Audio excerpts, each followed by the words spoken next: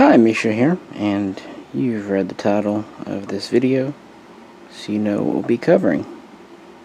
The Swiss, formerly SiG, then SAN, and now SiG again, SG550-1 Sniper rifle.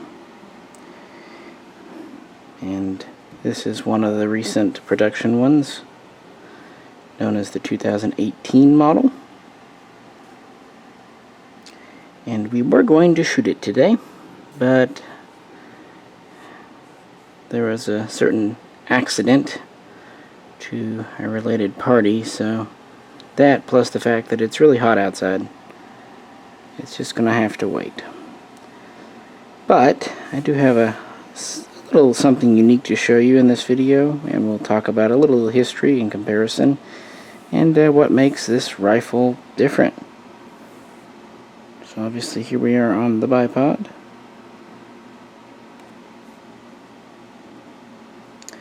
Back in 2018, SAN produced 60 of these for JDI, SAN imports, Swiss imports.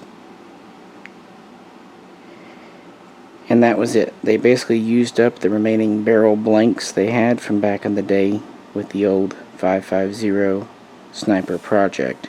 Now some came with the original 80s Sniper stock, others just came with the modern 3-position stock like this one, but it wasn't a total ripoff because the ones that came with the Swiss Sniper stock were $1,000 more. So there's that. Now some might say this is not a true 550 Sniper. I would say in a spiritual sense, in a traditional sense, you're right, but I would also point out that it says 550 Sniper on the side, so in a literal sense it is, and at the heart of any DMR type gun is the barrel, and this is the original barrel. The things it's missing: the stock, if you were to find one, would go right on. Same with the pistol grip. Interestingly, looking at some of these that were sent up to Canada, it seems like the early production ones had the fancy bipod, but many of the later production ones from the 90s onward could just have the standard PE90 STGW90 bipod. So that doesn't seem to have been a standard feature for the snipers. They also had a special trigger, which they used to just have the standard, and that would probably be the hardest part to replace. The original production run had a fancy adjustable scope mount because it was made before 1913 rails, Picatinny rails were standard. After pick rails became in common use and Switzerland started putting them on their guns, they replaced the admittedly very cool but proprietary adjustable mount with this style here, including the flip-up iron sights. And believe it or not, these iron sights are quite usable. At least the Swiss can use them. The front is adjustable for windage, and the rear is adjustable for elevation. And they're a lot more practical than some, and since they are physically part of the gun, at least they're not going to shift. The history of these is quite simple. In the late 80s, around 1988, kind of going with feedback from some in the Swiss military, but mostly Swiss government, Swiss police, border guard, security, they wanted to make a sniper rifle based on the recently accepted service rifle SG550-1, the STGW90. This is a bit of an interesting concept because most sniper rifles do not fire 223 5.56 NATO, or rather, in this case, 5.6 GP90, which was the Swiss round, a 63 grain bullet. But the target for this was not battlefield. We're not talking long ranges in a combat environment so much as we're talking shorter ranges in an urban environment. And that's a totally different set of criteria, demands. These were expected to be used at between 100 and 600 meters. Again, in an urban area, but also in an area where innocents, even hostages, are not only possible but maybe even expected, and therefore groups had to be absolutely tight. Flyers could not be a thing, and over-penetration could not happen. Therefore, this cartridge, especially the one specially made for this that would fragment, was quite ideal. So they started off with this heavy profile barrel. It seems like some places call it a 24.6, others a 25, others a 25.6. It's said on the wiki to be, and on the Bigger Hammer article, to be 650 millimeters, and it is decidedly a heavier profile. Not uber heavy, but it's certainly heavier than standard, and it doesn't have a flash hider. It has a recessed, and the gun is unloaded, has a recessed target crown to keep it from being damaged. While it has the loop under the gas block for a bayonet lug, this was actually left on so that a handguard rail system could be used. Has the standard rifle length handguards. Takes the standard 20 or 30 round mags. They also sometimes used a short 5 round mag with it when necessary for compactness. And these started to be purchased in small numbers in 1989 and sold to police departments, mostly in Switzerland, throughout the 90s. The guns were highly respected for their reliability, accuracy. It's been said that they had to achieve 0.75, so 3/4 MOA groups, to be considered a success. I believe that, considering the Swiss. Very high standards were put behind these, but the problem there, of course, also a very high price point. So they were not terribly successful, and they had to compete against other guns like the HK-PSG-1, which was in 7.62 NATO, and there were still plenty of other bolt actions. So by the time SiG turned into SAN around 2000, these were quietly kind of removed from production a few years later without much fanfare. And thus, some of the barrels, well, around 60, sat in storage for over a decade, and then were built up for the American market. And it's not such a big deal because even the original guns, obviously the military rifle would have been select fire, but the Sniper here was always safe and semi-only, because what do you need with a 3 round or certainly a full auto on a sniper gun? That's just not the cause. So they're built on the old school steel lower receivers, even with the SIG marking still intact back here. Again, some came with the original stock, had the pick rail upper, but the heart of it is the barrel, and these are all serial matched, including the barrel to the gun, and they come with a certificate of authenticity and saying they only made the number they made. So let's compare it with a couple of other guns. Laying them down, you can hopefully see the sniper rifle marking. One thing I want to say, I do appreciate everyone being understanding and patient of me doing much of the camera work on these videos. I think most of you get it. I don't really have anyone here right now to do it better, so I appreciate your patience and understanding there. I really do try to do the best, but I fully know that it's not that great. But yeah, here it is. Needs must during these weird times. There's the barrel. And of course, let's compare it with my PE90 SG550. This is an older production. It has their original style stock. You can see that the new adjustable stock is actually the same length as the old school when fully deployed, but you can collapse it in with 3 positions. I really like this new style of stock, but a lot of people still prefer the old school. Both have the steel lowers. Of course, this has the diopters. Same gas system, bipod. This has the older style handguards. 2-position gas valve, still 2-position gas valve. So the difference is in the barrel. And you can really see how this is. Flash hider here, how it steps down, but this is just straight on out till Sunday. The original gun is about 39.5 inches long, with the barrel a hair under 21 inches. It's like 20.8 if it's internally threaded, or 20.7 if it's not internally threaded. When you fold the stock up, it's about 30 inches. And set up here with the bipod and everything, it's about 9.1 pounds. The Sniper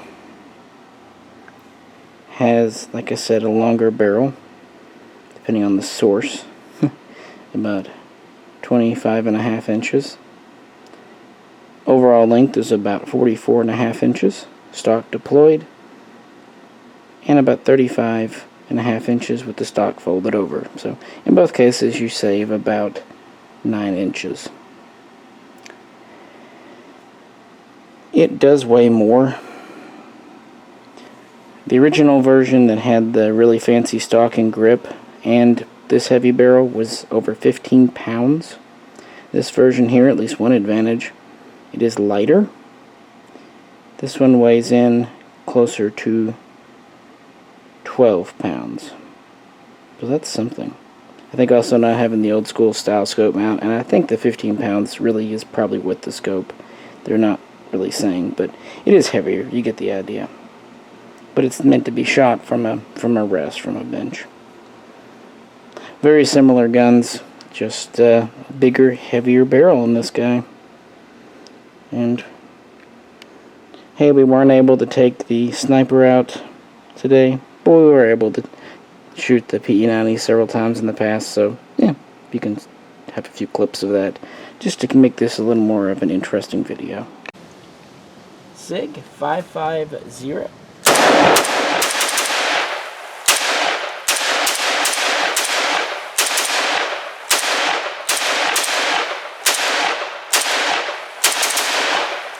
Held open.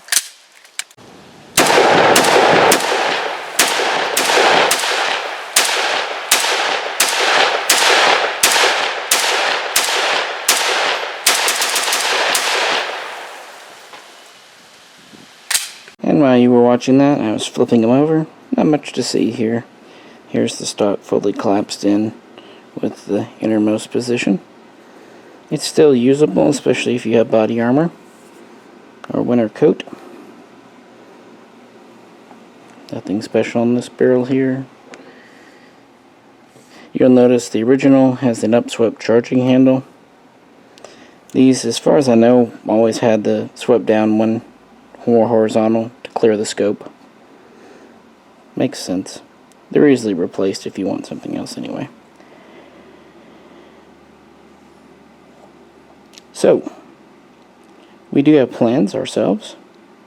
We were able to get, actually it was donated to us, original Swiss ammunition.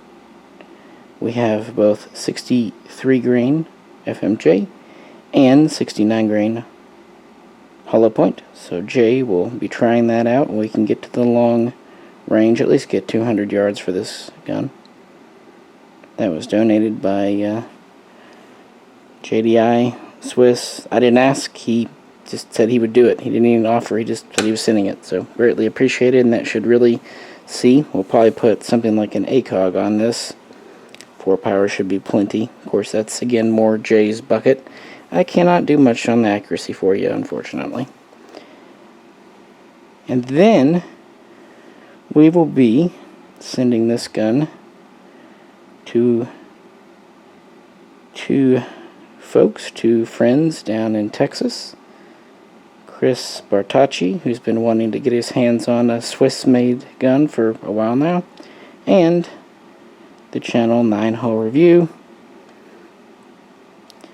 who is really known for long-range accuracy shooting and will definitely give a very thorough working out for this gun, which it definitely deserves and hopefully will stand up to. Just need to figure out what ammo it likes. One thing to say, the 550-1, that means it has the 1 in 10 twist. They never did a 550-2 Sniper, at least as far as I know, as far as JDI knows, and no evidence has ever come up. So it seems like they all had this lower 1 in 10 intended for the 63 grain projectile. That said, with such a long barrel, it should be able to stabilize anything just fine, because it's going to get more than 2 full rotations, and it's still faster than 1 in 12. But we will see. But wait, we do have one quite rare gun to show you, and we'll end by talking about the upcoming offerings that are scheduled to be in September from JDI. When I said that 60 2018 model sniper rifles were imported, it was a bit of a lie, or at least a sin of omission. There were actually 65. However, the remaining 5 were a bit special. Rather than having the 25 some odd inch barrel, they came with 18.5 inch barrels.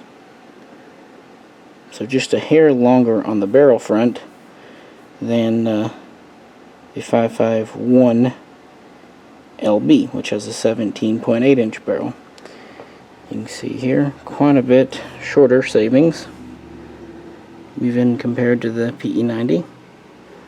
Although since this is a heavy barrel, it's still a little bit heavier than the PE90, but not by much.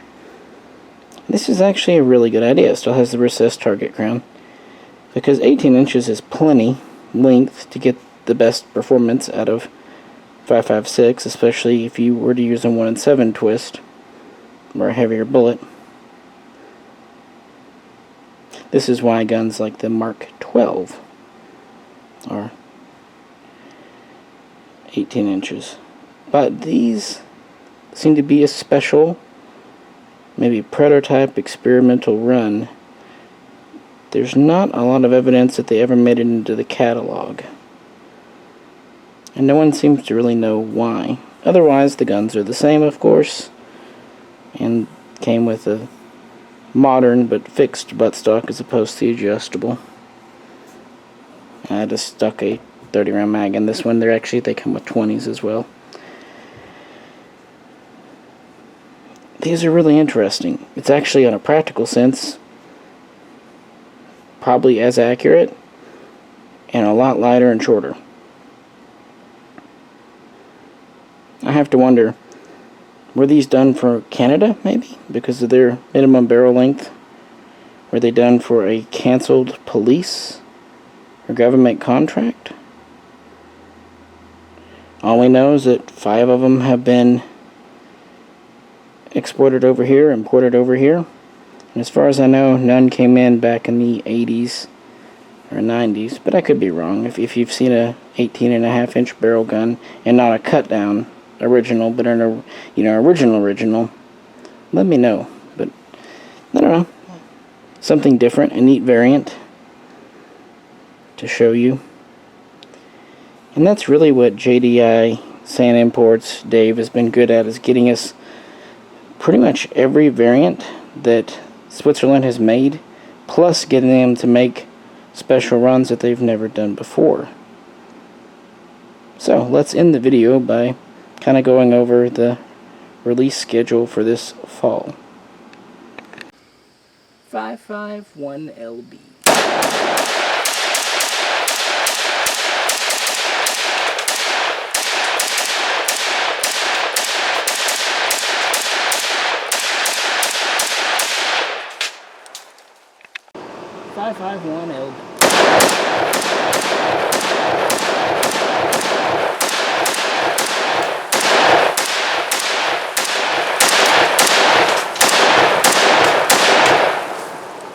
SG553R.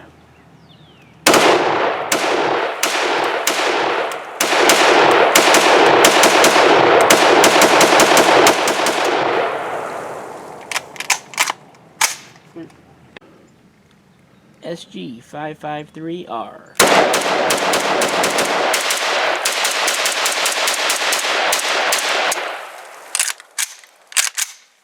So far, 2020 has been pretty dry when it comes to imports. Of course, we all know why, and it's definitely not the factories or the importers' faults, but it does seem like stuff is about to start coming in from Switzerland. First, we got the new SG553 Blackouts, which I've sold a few at the store, and Larry Vickers has covered in his video on his channel. But next, we're about to get a whole mess of guns. First will be the SG550s for the Reddit group buy. Then we have the all-white Alpine models, although I think maybe Albino would have been a fun name. Those are, of course, all sold out, but they are coming. And then next, we'll get the SG552, both in SB, so 9-inch barrel, and LB, 13-inch barrel variants. Now, we will be covering the differences between the 552 and 553 here. One thing to note, these will have the original 553 internals, 552 internals, so they could inherently have the same shortcomings and weaknesses as the original ones made back 20 plus years ago. So if you get one, just know that. I would say if you're getting one as a collectible, awesome. A casual shooter, sure. But if you're wanting a everyday bulletproof shooter, there's a reason they went to the 553. It's externally really the same. It's just the internals were reworked and made much better, and spare parts are more common. But those have been excited. They're bringing 52 in. Split 28-26. That should be in by September. Next up, there will be some PE90s. And honestly, if all goes to plan, they will be early. Originally, projections were for December. It looks like that group of 20.8-inch barrel guns could be in by November or even earlier. So that should make a lot of people happy. And these are very similar to the Reddit buy 550s, just with a few minor differences. Speaking of configuration, going back to the 552s, in case it wasn't known, it'll be steel lower, gray, metal, green, handguard, and grip, and pick rail. Unfortunately, diopters are just getting harder and harder to come by due to the subcontractor they use. So, it is what it is. And then finally, kind of in the vein of these sniper rifles here, for those with truly deep pockets, there will be a special run of STGW-07s, and that is the Swiss military version of the 553, with a bunch of features and things that you can check out. But probably if you're looking to spend the money on those, you know what I know, or even more, about what they'll be coming with. But that is exciting, finally. A lot of this stuff has been on order for a year. A lot of it's sold out via just pre-order. And it's all small batch stuff, 50, give or take. Sometimes they'll do 100, but these are small number guns, any of them. Switzerland really has a lot when it comes to quality control. They want to proof test every gun before it leaves the factory. And of course, they and again have been impacted by COVID, because some of their workers actually live over the border, meaning they could literally not come to work. And even now it's still kind of spotty, but hopefully things will meet their targets and whatnot, and we'll have a kind of a Swiss autumn, Swiss fall, because we certainly need something new to talk about, even if it's not new. And after all that, there's supposed to be a run of SG750s in 6.5 Creedmoor. Now, that's not exactly my cup of tea, but even I think it's kind of neat, and that should definitely get some people excited, and things like that, and 300 blackout. That's stuff that's pretty much done for us because of all the pressure that JDI has put on them, and that's in response to the American customer market, people just asking. So it is nice to have a company that is interested in listening and delivering what we want.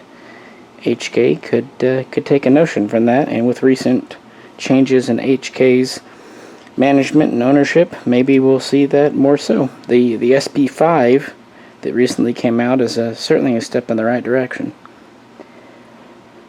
So with that, I'll end this announcement for now. Keep in mind that release schedule is just kind of tentative, but it's looking good. Most of those guns have already been assembled and just are waiting final steps and whatnot. And hopefully we'll get some new models, especially if sales go well. We'll see what happens. I know a lot of people are hoping that the FMA stuff will come out of South America and things like that. So we will see. So we'll be back with the sniper rifle, doing some testing ourselves, and then we're going to hand it off to, like I said, Small Arms Solutions in 9-hole, and let them give it some testing as well. So should have a couple of videos coming up on just how good this sniper is, and if it's worth the coin or just a old novelty from the 80s. And if you'd like more on the history and mechanics of the other SG guns, we've covered pretty much every other model except the 5.52, and you can find that in the playlist. If you have any questions or comments, please feel free to post them. And as always, if you would like to help support the channel, please check out the link to our Patreon page. With that, this is Misha, and also on behalf of Jay, we'll catch you very soon next time.